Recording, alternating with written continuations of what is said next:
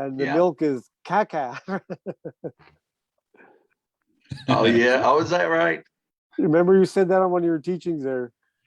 I, You know what caca means I'm in sure French, I did. right? I'm sure. That sounds like something Don would induce. Yeah, I think that came from Dawn. Yeah.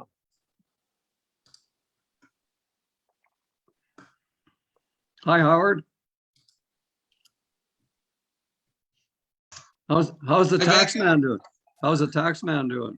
Hey, it's harvest season. Yeah, right on. How are you, Vic? I'm doing okay, thank you. Good to see you. Good to see you too. Yeah, I like your earrings. You've had them for a long time though, eh? I have probably well over 15 years. So Yeah, right on. Nice. How was the weather in Winnipeg? well, it's been cold and we've got a lot of snow. Ah, typical Winnipeg weather. Yeah. Okay. When does it start warming up for you, Howie? Well, it's supposed to start now, but it's been cold. Okay. Yeah, it's, I don't know, a couple weeks probably, I would say still. We've got about 3 feet of snow in our backyard right now, so it's a lot. Wow. We don't have that much. We have maybe a couple of inches. And most of it's gone. You guys get all those nice Chinooks up there though. Oh, yeah. So it can't be much different. Winnipeg can't be much different than Wisconsin though, Daniel. You know, where I'm at right now in Wisconsin, we really don't have a lot of snow. Might be familiar with like where I was born and raised. So where are you, in the southern part of Wisconsin? Kind of central, Okay. Green Bay. Green Bay. Okay. Yep. I don't think you were home last night, Daniel, but we got about 1.25 inches of rain last night and it was 50 degrees and thunderstorms. Yeah, I heard that. Yeah. It Wasn't like winter at all. No, not at all.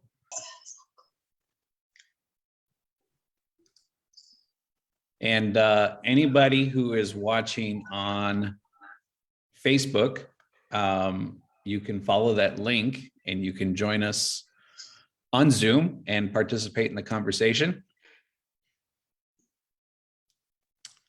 Hello, Glenn. What up, Doctor of Love? Good to see you. Hello, Linda. Wow. Hi. Michael's there somewhere, Well, right? Just There a he is. second. We've got two things going here at our house. Okay, we've got the TV off and I'm just on my phone. Okay, does that sound okay? Yep, you sound Okay. great. Hmm.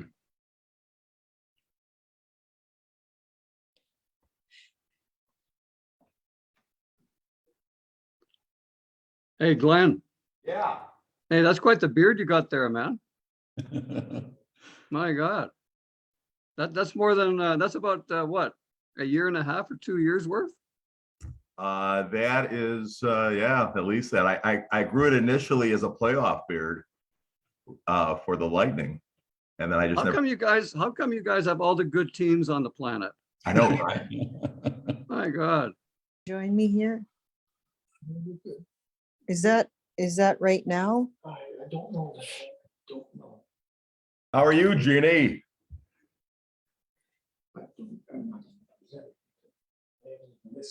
Jeannie, you're muted if you're trying to talk.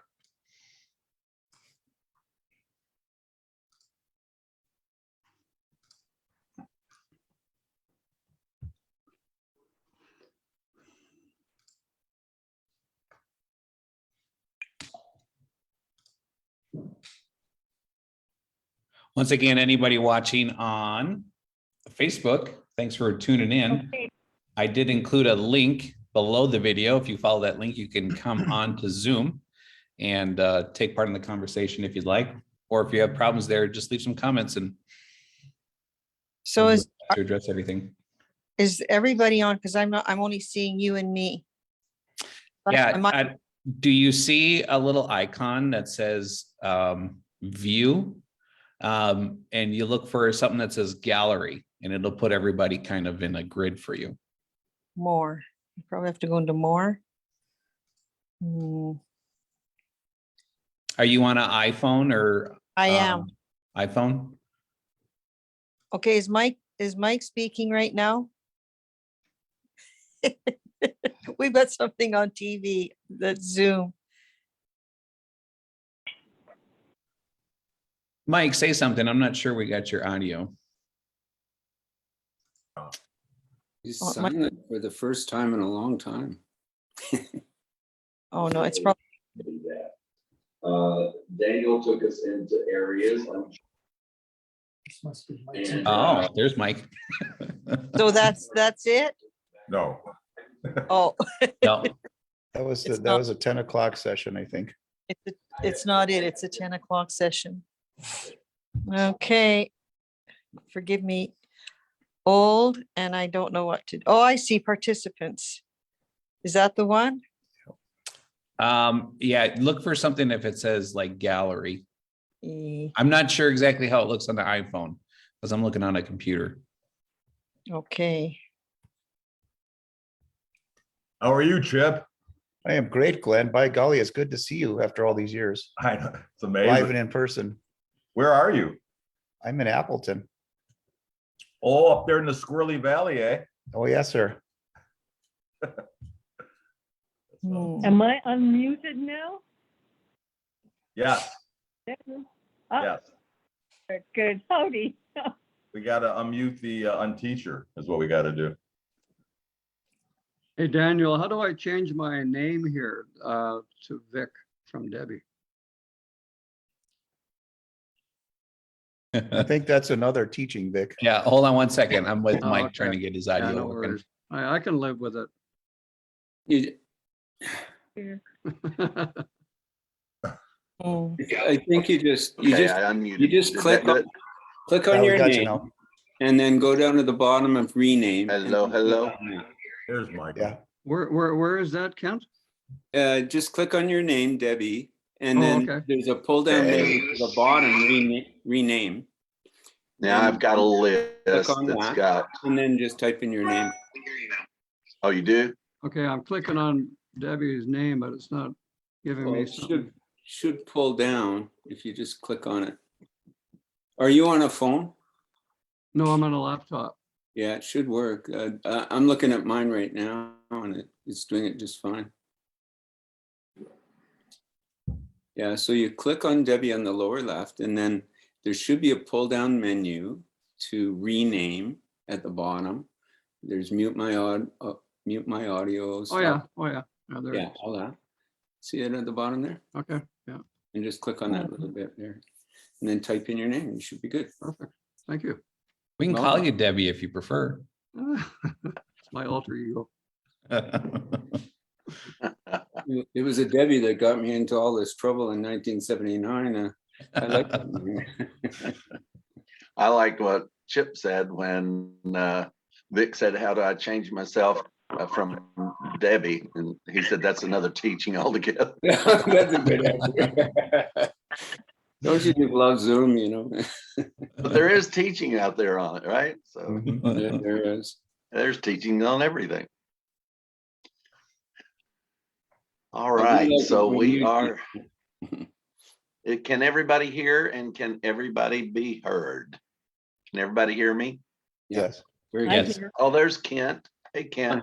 Hey, good to meet you, Mike. Finally, after all these years. Wow, how about that? So where did all of this start for you, Kent? Well, it's my friend Sean Calvin Collins. He gave me your series on Galatians way back, and I was hooked ever since. Uh-oh. Yeah, yeah.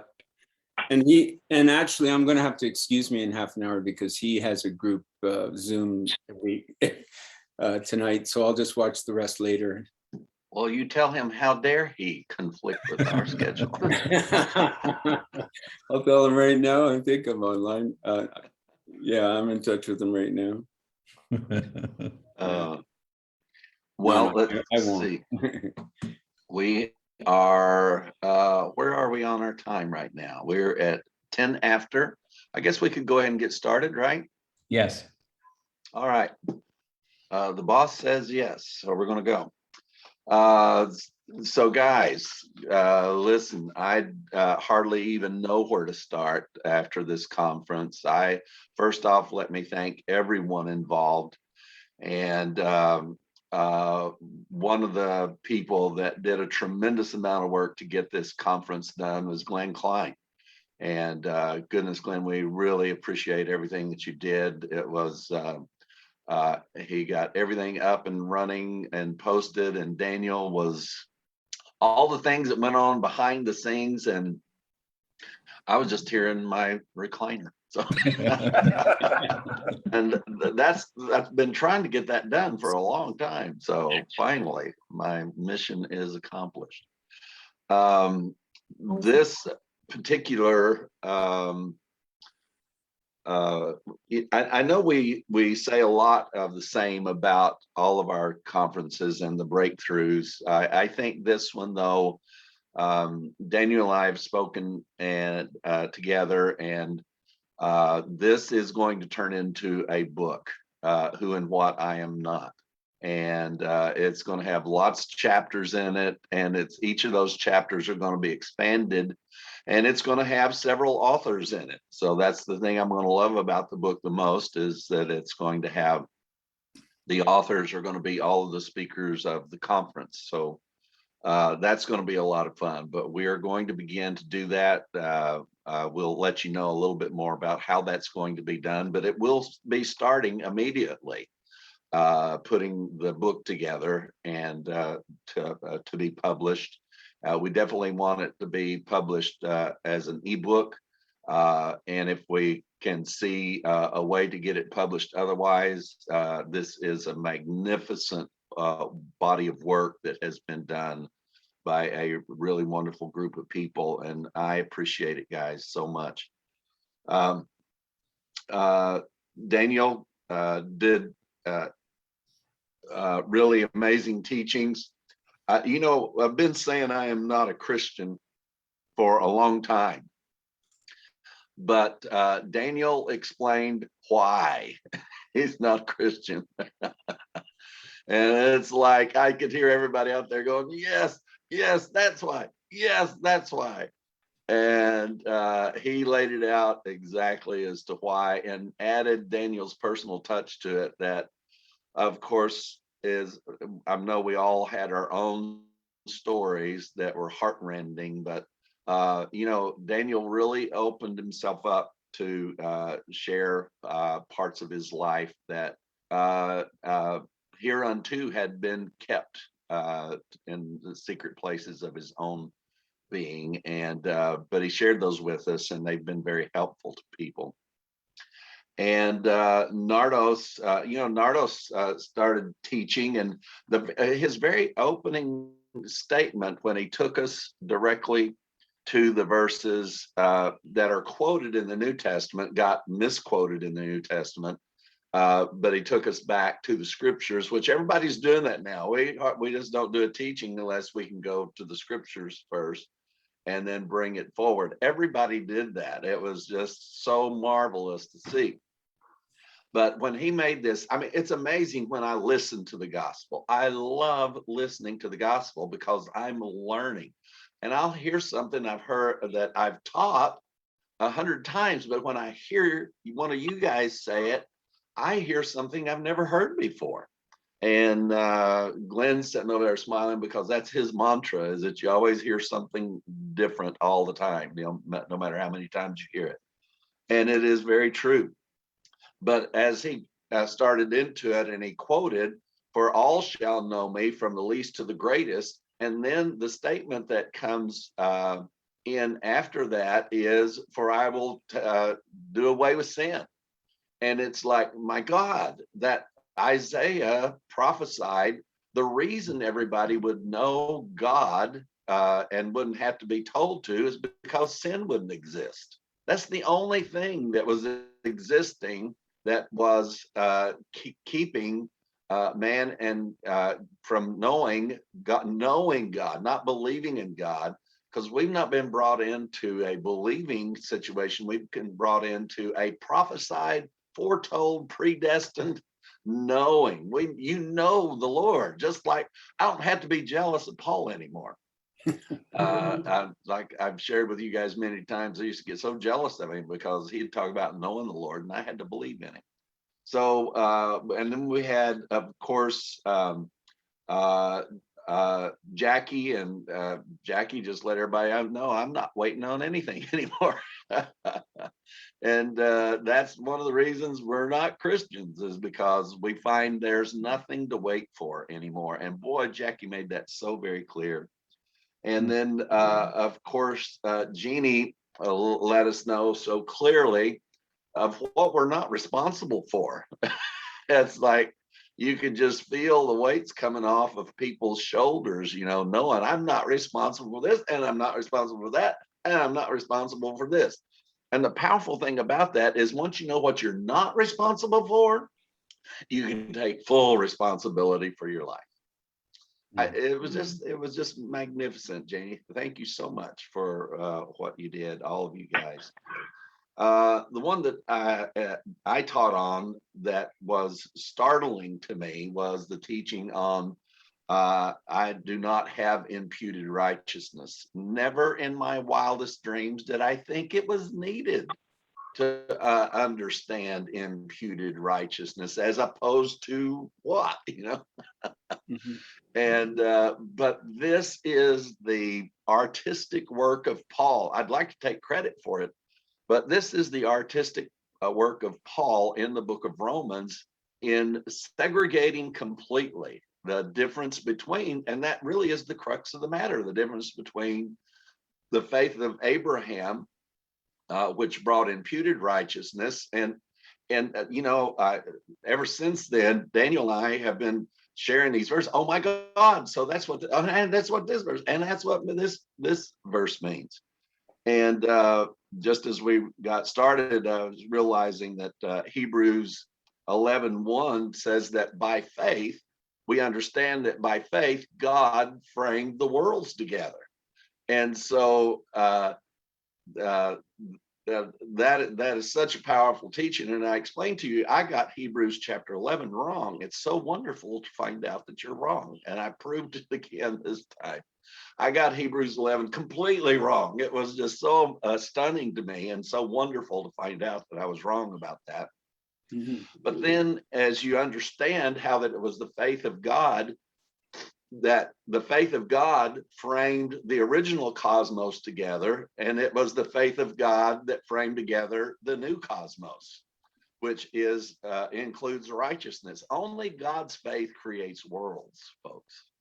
I'm going to write that one. You're going to write that one down.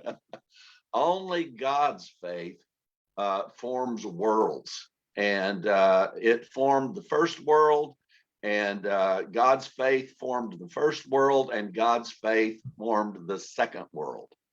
And that's why they call it a new heaven and a new earth. It could a new heaven and a new earth be brought about by man's faith? It's like, that's stupid. Yeah, who would even think of such a thing? So we now understand that God's faith formed this world in which dwelleth righteousness, and righteousness dwells in us, the power of that righteousness. And the one thing I wanted to make sure that was understood during I'm always disappointed with my first time teaching on anything. And Glenn knows that better than anybody. I'm always disappointed. I'm always just down on myself because it's like, I didn't do that right. I should have said this and I should have said that.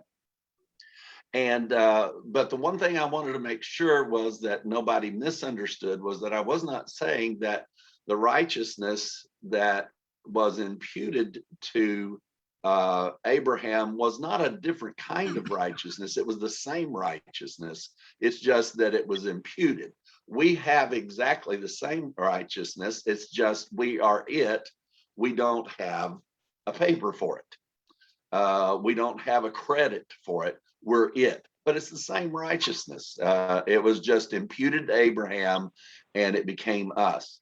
And Daniel was telling me this evening, Michael says this whole thing about imputed sin, we've got to go back over that and see, because, Romans, I didn't mean to turn this into another teaching session, but I'm excited. All right. So Romans chapter 8, verse 15 and 16 makes it very clear that I'd never understood this, because it goes in, it says, now, the way that sin was imputed from the first Adam, it's not that way with righteousness. And I always just read over it because I didn't know what the hell it's talking about. But then after we understood that Paul was separating imputed righteousness from being made righteous. So he was separating imputed sin from being made righteous. So and the roll goes on. I mean, this is going to go into a tremendous amount of teaching. What we did, I really think we and I hope you understand. I'm certainly not trying to overly dramatize this, but I really think that we broke the Da Vinci Code of the gospel and the Da Vinci Code of Christianity. We have broken the code, folks. We now know the very essence of this difference that Paul was trying to teach in the book of Romans. So, it's kind of like we joked about when I was doing the teaching. It's like the reason we understand these things is because we're the only persons that's taught on Romans 40 times in a row, Every time we finish it, it's like, well, we got to go back and start again. Every time we learn anything, there's two places that we've always had to go back to: Genesis and Romans. Every time it's like, now we got to go back and read Genesis again. Now we got to go back and redo and reread all of Romans again. And now with this understanding of the difference between the imputed righteousness, which is obviously, how many of you saw how many verses just washed out the door about that it requires faith for imputed righteousness? And it's like, I couldn't get it. It's like, so why? And I even brought up the term unto them that believe to Don. And I tried to get him to change his mind about that the word unto them is not in the Greek. And he said, no, Mike, he said, I realize that the words aren't there, but if you understand the Greek supports that this term, it is unto them that believe. But what we didn't know was that Paul was referring to imputed righteousness. Imputed righteousness goes unto them that believe. But that system got set aside. And we were made righteous. And that's why Paul said that because of God's faith in the blood of Christ, he formed a new world. Because of God's faith in the blood of Christ, that he made all righteous, even those that believe. It's like, this is so brilliant. It's like, just to make sure you don't feel left out, you believers out there, we don't want you to feel left out. So God made everybody righteous through his own faith in the blood of Christ. And just in case you people that think it's your belief, you didn't get left out of this, you got made righteous also, even you that believe, which he knew there wasn't any of them anyway. So anyway, that's the things that excited me about the conference. And but we're really here to hear from you guys. And I think since, let's see, we've got Jeannie's our only other speaker here. Jeannie, is there anything you would like to share with us at this point? And then we're going to take each of you and just call on you to either share or ask a question or whatever it is you'd like to do. I have a few things that I had noted when Christ talked about the times where he had nowhere to lay his head. It just, the knowledge of where he ended up being, Yeah. In us, where he ended up Mhm. laying his head, and before the cross, he had nowhere to be. And now he has Ah, a place to be, and it's in us. I found that very special. oh, leave it up to Mhm. Jeannie. Yeah, that's beautiful. And I really appreciated the in-depth on believe, because it's always kind of like the little spur in your side, trying to understand those scriptures, even though you know that Christ requires nothing, that God requires nothing. But you go back and you read there, and just to understand that he did it for all, even those that believe. I love that clarification. That was much appreciated. There's a couple more things. Oh, where it was talking about us following Christ. We didn't follow him in; we got dragged in. That's Yeah, good. God dragged us in. I mean, nobody knew, like where it says, you won't know. The wind's going to Yeah. blow, this is going to happen. You're not going to know when you're born again. And we just kind of Mhm. got sucked up, vacuumed in, whatever. word Funneled that you in want. is the one way that Paul put it. We all got funneled in. Yeah. Yes, I remember that. What's that word? I can't remember it now. The love of God, what is it do Constraineth to us. Constraineth, Yeah. yes. The love of God And funneled us again- all in. Yeah. Hmm. I think you had a special word for funnel, but I can't remember that word now. Yeah, We I can't either. said, yeah, but and another, just a thought is the more we study the to-do list that's been created for us, the more we find the he done it list. Yeah. Daniel and I came up with a brand new word about a week ago, wasn't it, Daniel? Yes. Decided to call it doisms. So we've been set free from doism. So all of Christianity Yeah. is a doism. And everybody got something for you to do. And the one question I've always said for all of these years that I've had after each one of these teachings has taken away something for people to do, the question is, so what do we do now? And I am very happy to report I've never answered that question. Never have. The Yeah, you wisdom have. Yeah, in- you have. You always say whatever you want to do. What do you Yeah, want? do what you want to do. Yeah. The only thing to do now is what you want to do. That is correct. So Jeannie, thank you so much. What you Yeah. did, Yeah, the and only- go ahead. The only other thing I wanted to mention was every single person that spoke, it just brought out something new and exciting. Just Mhm. it was a beautiful conference. Good information for my heart, that's for sure. Yeah. Yeah, and you certainly gave us some of that information too, Jeannie. Thank you so much. I think it's probably the best executed conference we've ever had. And now that's from my perspective of it and from my perception. It was so very well executed. I just could not be happier with what happened or with what was taught or the teachers, either one for sure. Victor, what sayest thou?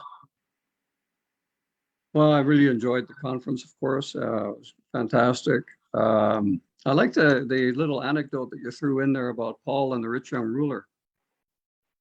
I thought that was good. I look forward to That seeing was just a it. little anecdote, You can't. but it was good. I don't Um, even know what it was.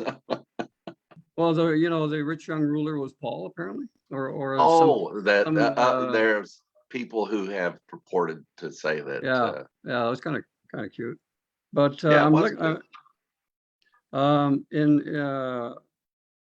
in Romans chapter 3, verse 22. That's the verse that you guys were using, and I'm just wondering there if you could answer this question. Unto all and upon all. Were those the two differentiating things there, or was it one that believed and one that didn't believe? Because there is no difference, he said. Could that not be interpreted that way? Unto I- all and upon all. I don't know if there's a big difference there, meaning wise, but Well, as far as what it directly says, it says it's unto all and upon all.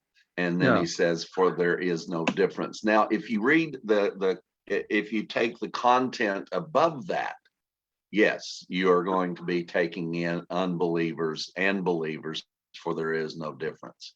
But with Paul's architectural style of teaching, he not only brought us to a conclusion of all unbelievers and believers, he also took us into a conclusion that redemption happened to all, and then he didn't even leave out believers. I don't know why when I say that, that just tickles me. That even Because it's funny, that's why. It's just, this is weird because it's like, really, even believers get in if you happen to be one. Now, what we would well, like to that, do is go yeah. down the list to see if you are a believer or not. And I don't, like I've said before when I've taught on that, I don't know any believers because what Jesus said that qualifies a believer, I don't know anybody. So Also in Romans chapter 4, the following chapter, in verse 24, but for us also to whom it shall be imputed, if we believe on him that raised up Jesus our Lord from the dead. yes. So what's he saying there exactly? Like, I'm not quite sure about that. Well, it's in the chapter where he's talking about the faith of Abraham. That Right. is chapter 4. Right. So he is simply following there's a dual line here that, as you saw, there's a dual line formed in chapter 3. And that line is believers, which is those that believe Abraham and those that believe after him, that anyone that believes is accounted for the same faith that Abraham had. Now, I think the first thing that we have to do is look at what Abraham had to do to be said he had faith. You see, the faith that Paul is talking about believing, is faith that God would do. In fact, as you read the story, that's what Abraham's faith was, that God would do what he was able to do, what he said he would do. But see, on this side of the cross, nobody needs to believe that God will do what he said he would do, because he's already done it. Now, here again, Paul is surgically taking out our belief, because he's following this up the very same, and it is true. If you believe, it will be imputed to you. If you have faith, it will be imputed to you. But he's already told us the power of God's faith in the blood of Christ, which didn't impute it to us, but made us righteous. So what is, Mike, what does he say for us also? But for us also, if we believe. So he's bringing that down to the, to the here and now, right? But well, for us to and for we. there and there. Yes, I wouldn't say to the here and now, but and it's still true today that yes, faith, righteousness can be imputed to anybody that believes, to even to this day. That has not been removed. The problem is you've already been made righteous. And then if you look at what Abraham did, he had to take his son and believe that God was going to raise him from the dead. It's like, so who believes? Then if you look at what Jesus said a believer was, you have to do the same works Jesus did and greater works than these, because he said, I go unto my Father. So we have to qualify what a believer is. And a believer will get imputed righteousness. But that's why he said unto all, and even those that believe, and upon all them that believe also. I think what Paul is doing is showing in a graphic way the uselessness of faith. Yeah, go ahead and do it. Abraham got it by faith. You can get righteousness, but why would you even want imputed righteousness when you've already been made righteous? And I think that's what Paul is trying to help them understand, how ridiculous it is to be trying to use their own faith at all. And he said it in us too, because it was true. Paul knew that faith would be imputed to him if he believed enough. But you know, Paul didn't have to believe anymore, because he says that he now knows the Lord. He said that was what the result of his interaction here was, that he now knows that he come to know the Lord and the power of his resurrection, to know Christ and the power of his resurrection. And just like what Nardos shared with us, what is knowing the Lord? Knowing the Lord is the absence of sin. That's what knowing God is. That's what knowing the Lord is. It is personified and understood only in the absence of sin.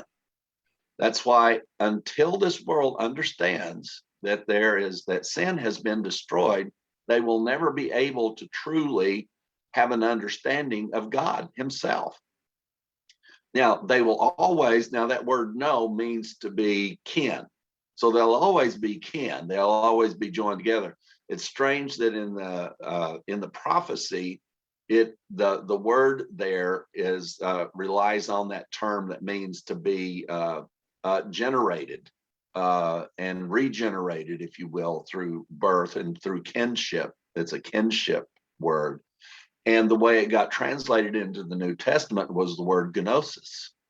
And so that term gnosis just does not serve for the Isaiah prophecy at all.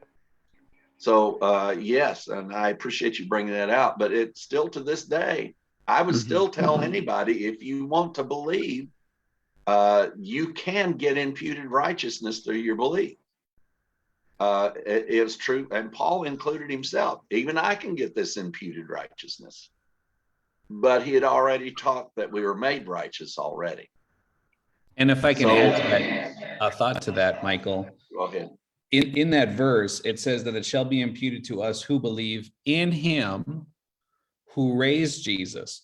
So I think what we taught this verse in Christianity was to believe in Jesus, because that's the key to salvation, right? Is to believe in Jesus. Right.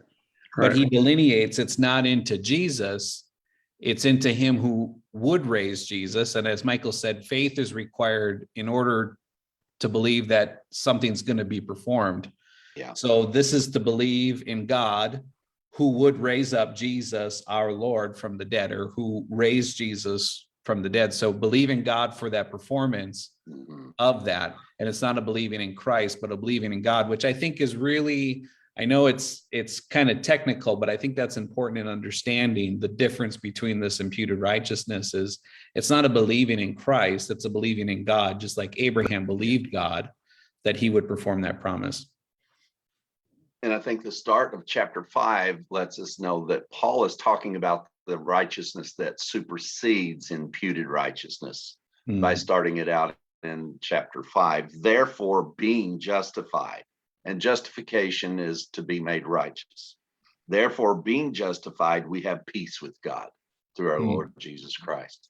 Therefore, Right. this whole necessity to believe that God, what God was able to do, that he's done or could perform or would perform, it's like it's there as a comparison to the real thing, because imputed righteousness just was not the final work of the cross. It was not imputed to us.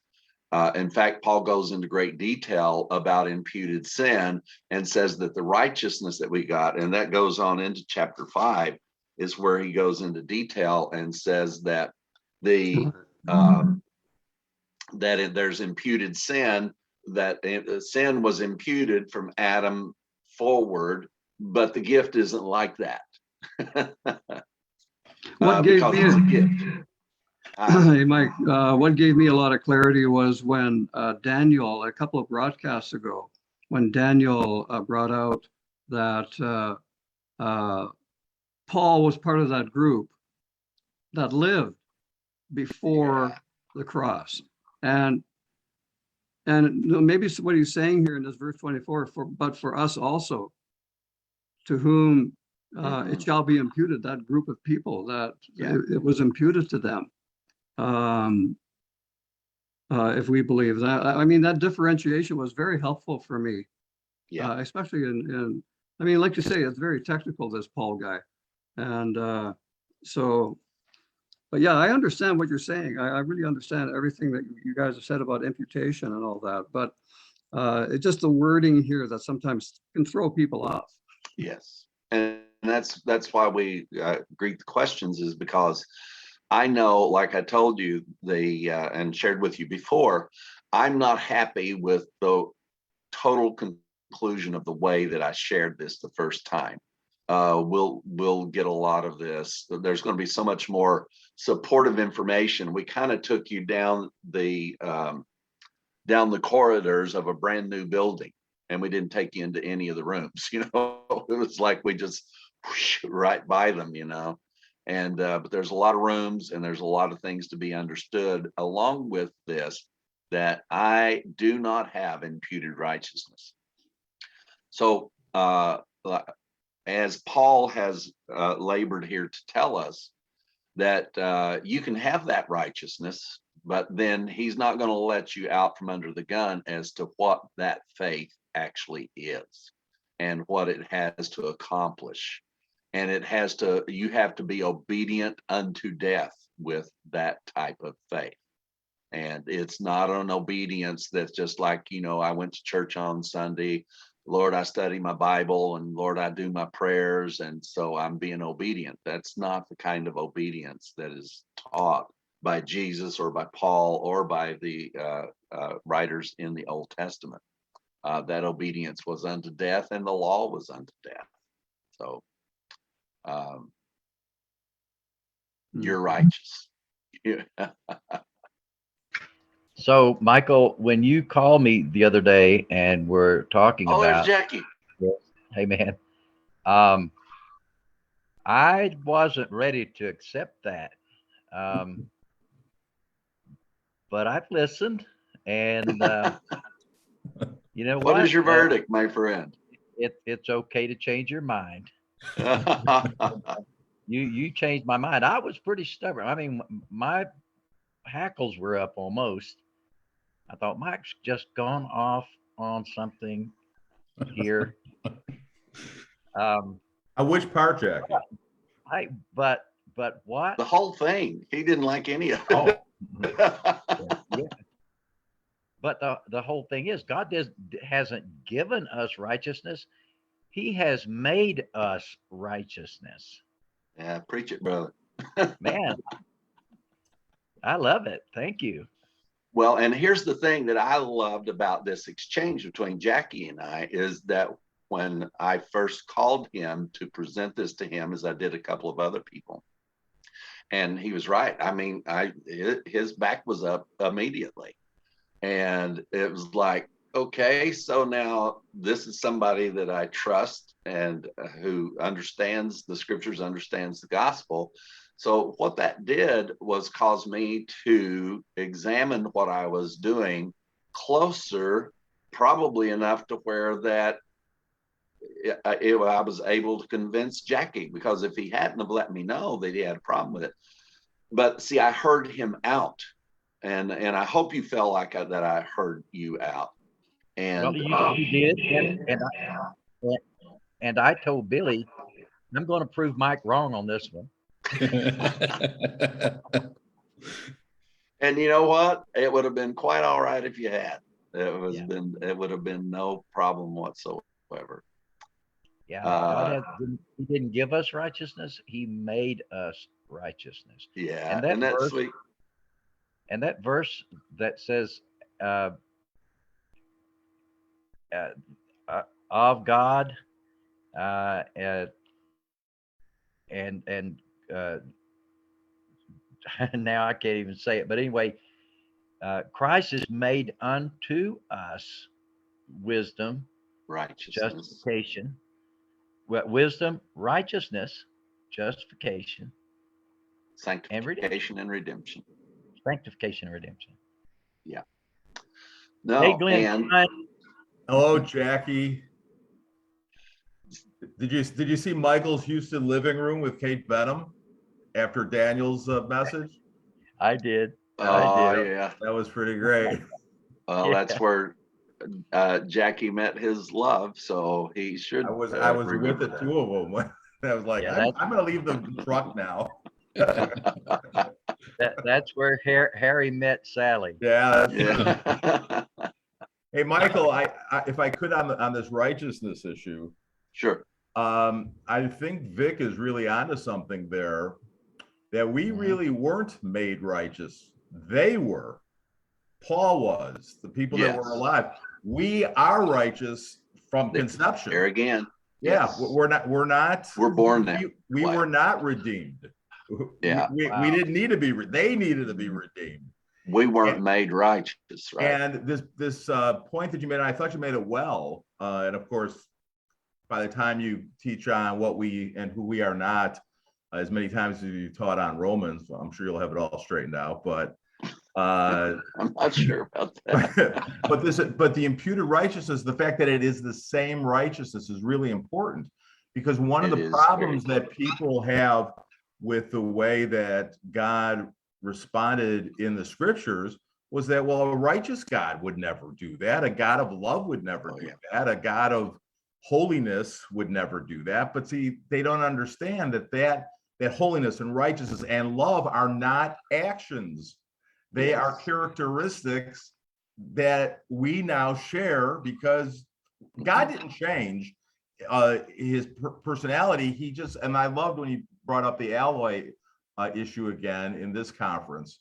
God changed residences. He changed his configuration, but he's still righteous. He's still holy. He's still perfect. He's still sinless.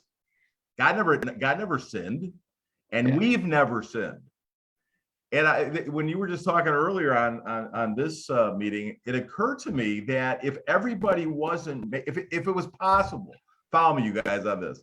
If it was possible for everybody to not be righteous, and only some of us, then the righteousness that we have in Christ, we could impute that same righteousness to other people.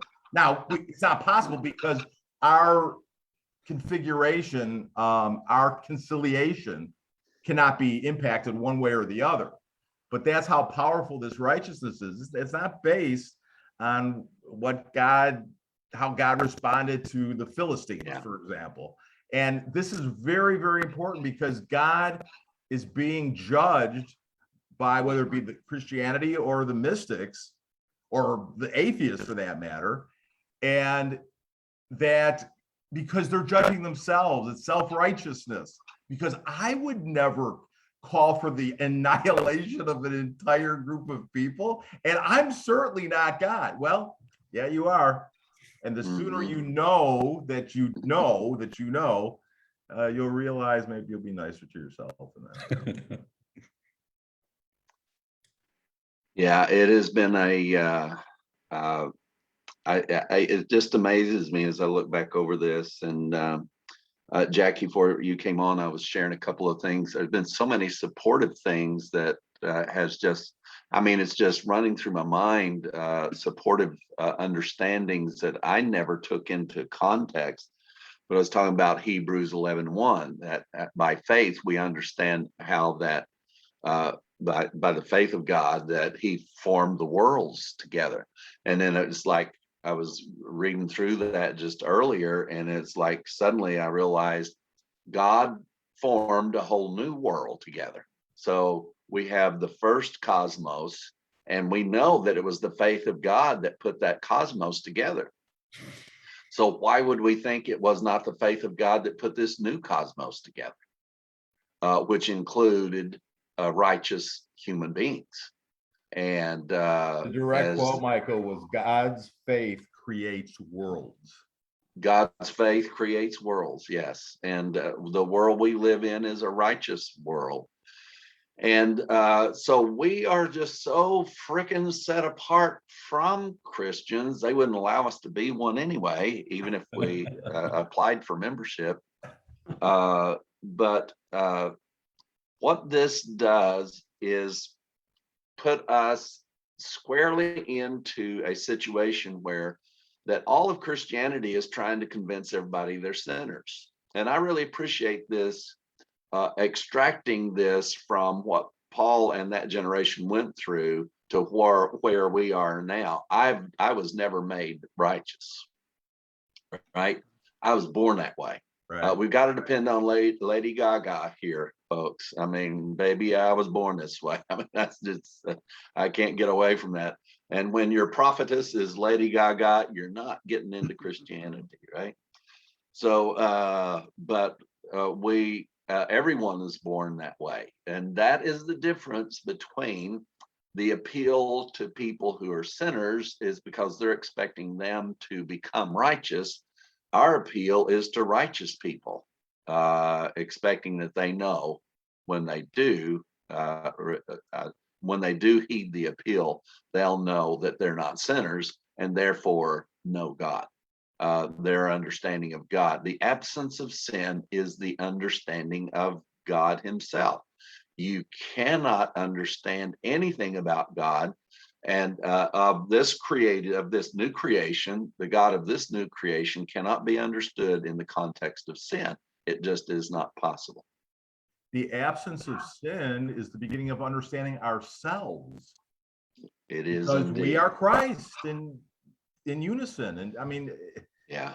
I mean, oh man, I'll tell you something. It's a oh, what a good name. That's a revolutionary. How about a gospel revolution? Yeah, it's really something, man. And obviously, the world hasn't arrived yet because the judgment that's coming from people's mouths about whomever, it doesn't make a difference.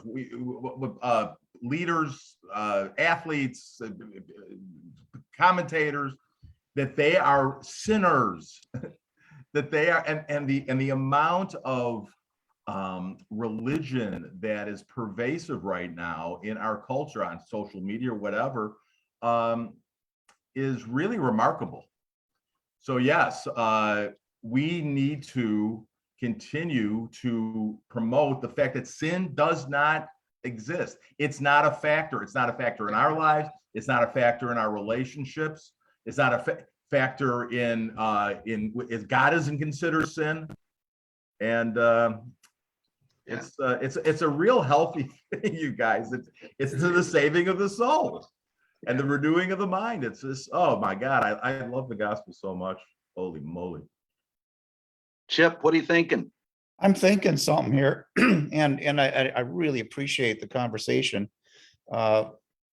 I remember back in the day when I first started listening to you, Mike. What I got out of the teaching at that point was law versus grace, and you were saying that the law was put into effect to show us that it was impossible to fulfill the law, right? And that was such a staggering thought to me, and that set me so free that the law was just there to show that I couldn't fulfill the law, that I had to put all my trust in Christ. So I went from that now to I went to believing. So I thought, well, gee, if I could just believe, that would be my new law, I guess. So I had to believe hard enough, I had to believe right enough, I had to believe in this or that. And you just set me free with this believing thing that, my belief does not impute righteousness to me. I've been made righteous by Christ. So just You as were in the born Old Testament, righteous. You were Yes. born righteous, Chipper. born righteous, yeah. Yep. So it's just like in the law was destroyed by grace. So has belief been destroyed by Jesus. Christ. Unbelievable. Chip and I went to Believers Church. Yes, Think we about did. that. That was the name of the church in Marshall. Not Christ Church, No. Believers Believers Church. Church. Think it Now, I was would messed say up a little shame on bit? you guys, but you Well- wouldn't take it anyways.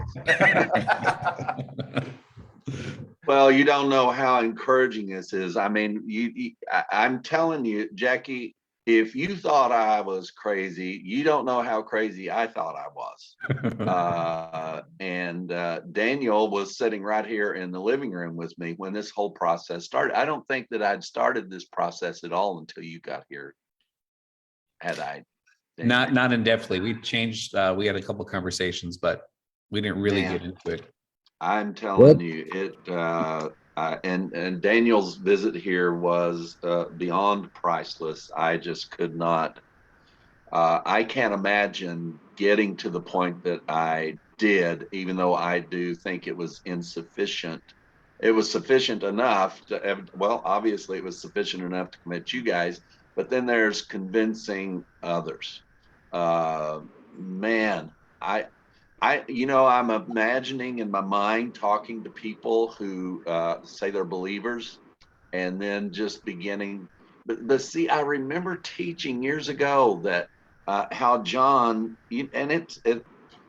I know I am starting several sentences and chopping them right off in the middle of it, but John called for believing. And then John chapter 12 says, but none of them believed. Why? Because that wasn't God's plan. Believing wasn't God's plan. And then we get into this, and it's like, how many of these things are fractals of each other? Right. And even that teaching out of John, where John's said that none of them believed. Why? Because the prophets said they weren't going to. That wasn't God's plan. And then for Paul to go into detail about the faith of Abraham and the imputed righteousness as compared to the righteousness that we became 2,000 years ago, it's breathtaking to me. Now, that session, Michael, on imputed righteousness, you started reviewing all the different topics, and you said that I think you used the term breakneck speed we've been going on, and that this was really, and it was very necessary to kind of take a time out, and all the connectivity and the fractal nature of every single one of these topics. I mean, it is, and I'm getting goosebumps right now. This is never going to stop. The gospel is alive, man. I mean, it is the power of God. It's fractalicious. Yeah, I'm writing that down. Howie, what did you hear? Wow. Hey, Mike, Yeah, Vic, what? Christians are in what's the word I'm looking for? Imbued with imputed righteousness. Christianity has got to do with being in righteousness imputed, and so you live your life accordingly right till the end, because you got to do all these things. Come here a second, hon. Is that correct? Yes, exactly. I wanted to show you my granddaughter. This is Lily. Hi. Hello. Lily. Lily's gonna be with me until Wednesday, and then we trade off, and I get Corbin. So. All right. So Lily and I are going to have a great time, and I showed your little picture there the other day, and I told them that you'd be mad at me for showing you when you were a little girl. So, and you can see she's all grown up. So yeah, Grandbabies are the best. they are. Thank you, sweetie. Growed up and very beautiful. And very beautiful too. Yes. So Mike, Go ahead. so up until the cross, God gave, but at the cross, God made. Oh, you're so good, Jackie. There's another And poem coming. so even the word grace that I used in my teaching in this conference, even the word grace, which we interpret normally as something God gives us that's Free not gift. Yeah. deserved. Yeah. It's a free gift.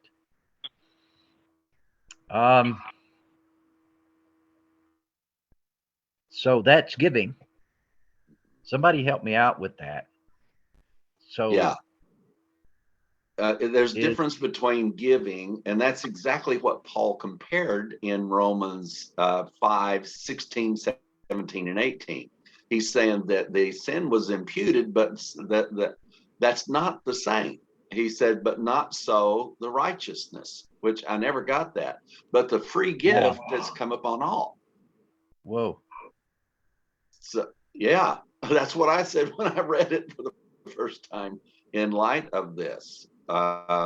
He was doing that comparison, and now what we got to do again, like I said, we've got to review all of Hebrews again. I mean, it's just imperative that we do that. So I think I'm going to assign this one to Daniel this time, or Jeannie. Jeannie, you got to read 2 Hebrews. I was going to ask Daniel what is. I was going to address the question to Daniel. Does God give? Is there anything that God does give, or is He done? I think I'm in agreement. We're not waiting for anything. We're not waiting for God to give anything. It's all been given. Now, in that, and I kind of was trying to articulate this, and it's an area that I think we need to articulate our words a little bit better on it, is the work of the Holy Spirit and the great teacher. I say I'm not led by the Spirit of God, but I very much give credit to the Holy Spirit for teaching. And I say that to say, in the same way that the gospel is the power of God. And I think it is the gift that keeps on giving, if you know what I mean, because as we learn and grow in our understanding of the gospel, it certainly opens up things that all of us could sit here all night long and talk about. So if we consider that a gift, yes, perhaps, but in reality, it's a gift that was already given, but we're just learning and exploring to use that gift perhaps more and more. We are learning to appropriate it, maybe. Yeah, maybe we're learning to how it appropriates us. You know, I don't even know how to appropriate myself. You know, because I'm terribly inappropriate many times. So something has to appropriate me. So I think there's 2 sides too. What's done, the redemption. That's a finish. That's we are redeemed. That's a done deal. But the thing that's changeable is the salvation portion. Is the knowledge, yes. That's the growing. That's the brain that's food. Where, well, again, they were the redeemed. You know, Yes. what Daniel said was, we need to really listen to our words. They were redeemed. We were born righteous. We were born Christ, in Christ. And I think, try this on, Jackie, for size, that grace, the unconditional love, the unconditional acceptance of God was the impetus at the cross that got the job done for the people who were there. And now it's as done as it could be done. There's nothing that needs to hold it together. It is, what's the word, Michael? Tetelestai? It's finished. Tetelestai, thank you. It is finished. Believe it or not, Owen Rivers is calling me. Owen Pratt. Hey, buddy. So, That was great, Glenn. Thank you, Jackie. yeah. Owen, Perfect. let me call you back, okay? So, Or come on to the gospel Zoom call. anybody else have anything they'd like to Hey, we'll add? love to see you. Bye. Just one observation, I'll be Mike. right now. Yes, Howie. Back when I first attended, I think one of the first Calgary conferences, were in your early teachings. You always talked about how it was like God took your brain and rewired it. Yeah. And performed surgery on it. And I was just alluding that to what Daniel's comments were about wanting to be a brain surgeon. Yeah. And I think he is, because Yeah. the gospel does, because the gospel does surgery on our brains, and this stuff is so overwhelming and thought provoking, and just there's so much to it that we'll probably be discovering it the rest of our lives, obviously. So And the rest of many lives to come. You know? absolutely. Right. And so You're right. I'm just appreciating what you guys are doing, and just really enjoyed it, and gonna have to re-listen to this many times over. So I'm going to have to too.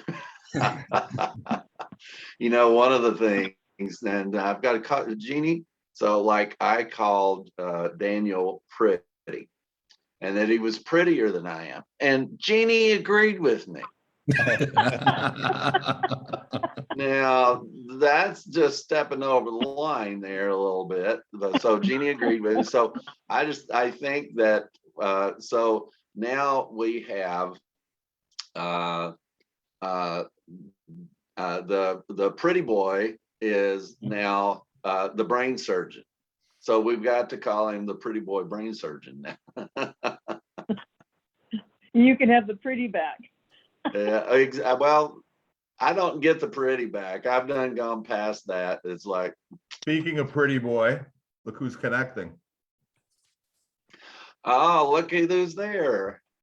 Gospel Right from Revolution. this- It Oh, is hi there. indeed. Hey, long time no Hello. see, man. We got quite a few familiar faces in here. Wow. Hi, Owen. Hello. Exactly. Nice to see you again. Nice to be seen. Nice to see everyone here. I just got off of work, so I'm still in my car. But I'm happy Awesome. to have received this Zoom link and be seeing everyone's face.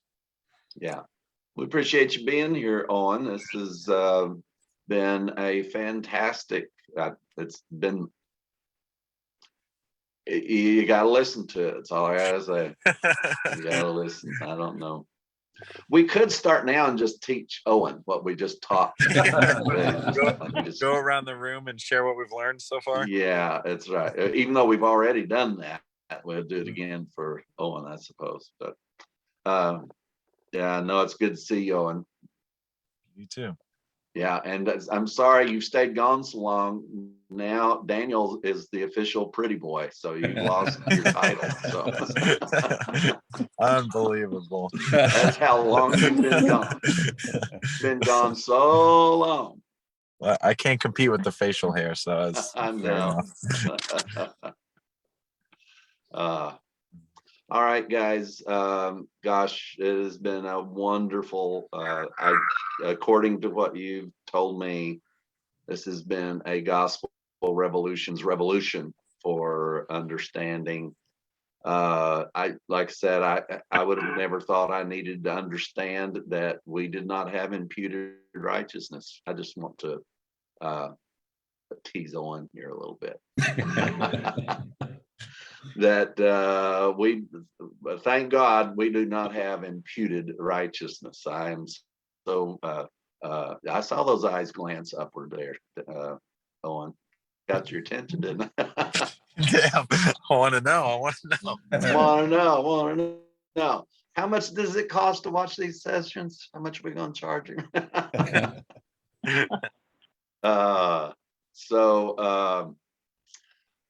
Anybody else have anything they want to say before we go out of here? Linda, honey, I'm all the time seeing you make some really wonderful comments online, and I don't get on Facebook a lot. I'm going to be very upfront with you guys about it.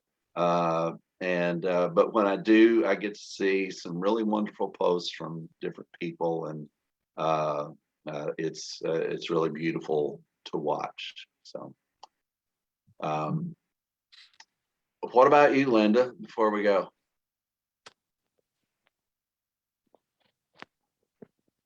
Linda, you're muted, so you'll have to. can you unmute yourself?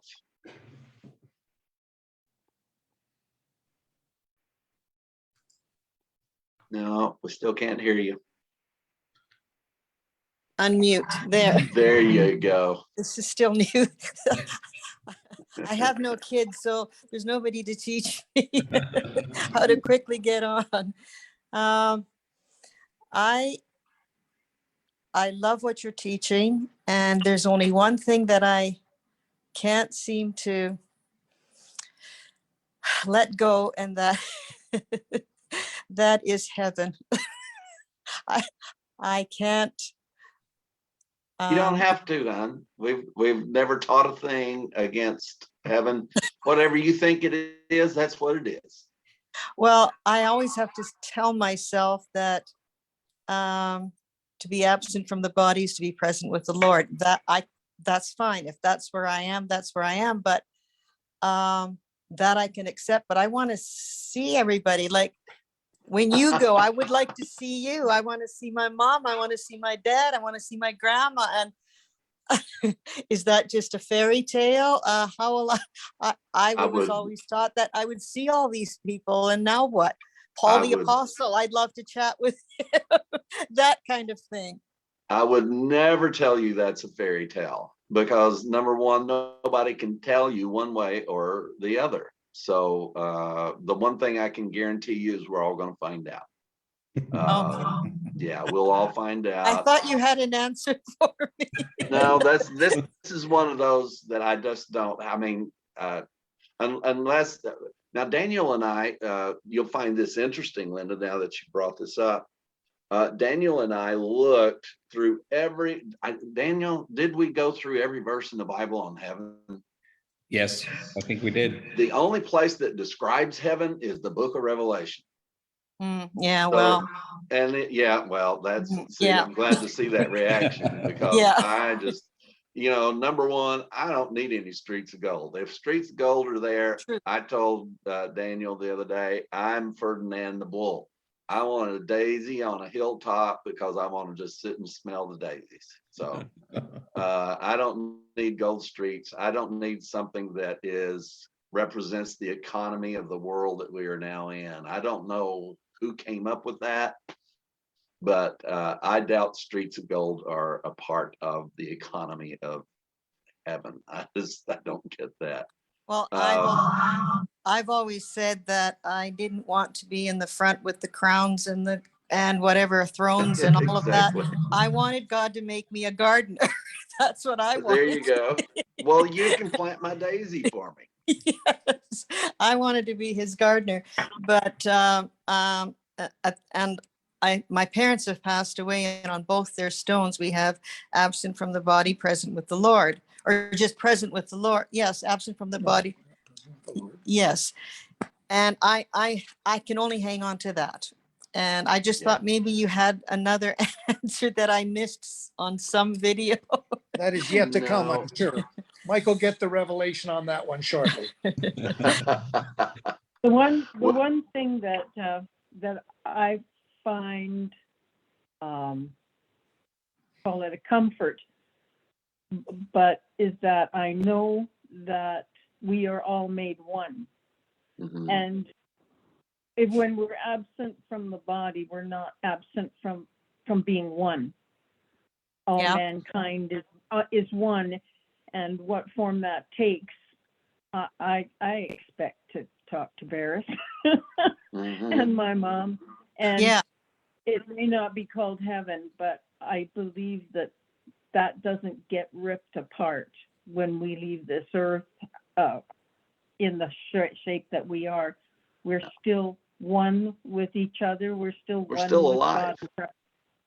We're He's still alive. That's and right. it's just that And all the people who've said they know what that is, I just don't trust them. You know? yeah, it continues, but I just don't in trust what form? That heaven's just kind of a word.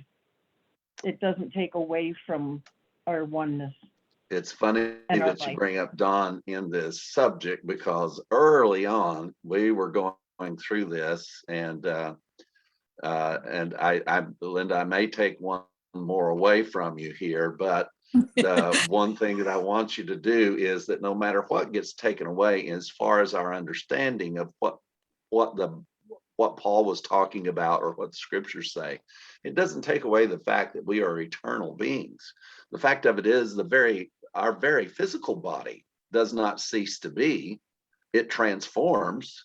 It goes in. I mean, that's just basic physics, is that this body cannot be destroyed. It can go into different forms and all of that, but there's nothing about it can be destroyed. So I can't see why that wouldn't be truth on the inside also. But when we went into studying on that, to be absent from the body is to be present with the Lord. The word body there actually is the same word as the word slave. To be absent from slavery is to be present with the Lord. So, yeah. So Paul's teaching actually, so like the thing you have to ask yourself, if that's talking about death, does that mean the Lord's not present now? So, so Yeah. I think Yeah. Paul was teaching. What? No, yes, you're right. Plus, I mean, Christ said the kingdom of heaven is inside you. Linda, I almost heard you say, "Damn it, you're right." Oh, Just fill in the blank Words for it. like that. and But go ahead. yeah, those verses, Paul's actually explaining the death of the body, because that's in Romans. Actually, I do believe, if it's I just not love Corinthians. Romans now. But Paul's teaching on this subject is that the body is dead. So to be absent from the body is to be present with the Lord. This is a truth that has already been realized. Yeah, yeah. And I'm glad you started out by saying that you were going to write a book. Please do, because you know what? I hear people say they've read the Bible from cover to cover 10 times, one time, two, however many times they want to read it. I'm sorry, I'm not one of those people, because it would be just like if I could read Spanish, not understand it. I need a book, and I need to listen to you and Daniel. Anybody, I do not understand scripture like you do. I can't interpret it. I need a teacher. Well, I So please write a appreciate that. book. I appreciate that. And this, I tell you, this book on who and what I am not, it's going to be fairly large. I mean, Daniel, how many who and what I am nots did we get? Let's see, 4, 9, 12, 15,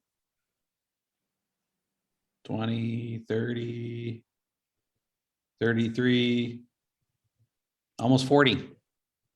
40 who and what I am not. So we've been teaching you all these years who and what you are. But what we did is go back and pull out all of the underpinnings of things that would cause you not to be able to understand that. And we've taught you who and what you're not, who and what we're not. It's just been one of the most powerful experiences I've had in teaching and in understanding. And I'm very grateful. And again, Jackie, I really appreciate you giving me pushback on that. You do not know how much that was fodder for my research. And because I knew if you were giving me pushback, I needed to be clear about this, if it was true at all.